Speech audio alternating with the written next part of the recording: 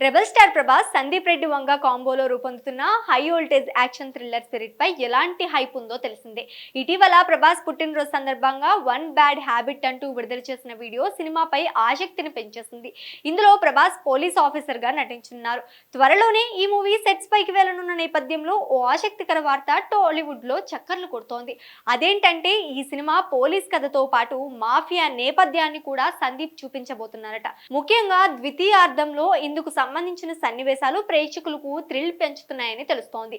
ఇదే కథకు ప్రాణమని, మొత్తం సినిమాను మలుపు తిప్పే ఎపిసోడ్ అవుతుందని అంటున్నారు. కాగా ఇటీవల విడుదల చేసిన వీడియోలో స్పిరిట్ లో నటించే నటీనటులపై ఒక స్పష్టత వచ్చింది. ప్రభాస్, తృప్తి డిమ్రీలతో పాటు వివేక్ ఒబెరాయ్, ప్రకాష్ రాజ్లు కూడా కీలక పాత్రలు పోషిస్తున్నారు. ప్రభాస్ శక్తివంతమైన పోలీస్ పాత్రలో కనువిందు చేయనున్నారు. యానిమల్ లో రణ్బీర్ పాత్ర తరహాలోనే ప్రభాస్ మరో 2 కొత్త లుక్స్ లోనూ అలరించే అవకాశం ఉన్నట్లు సమాచారం.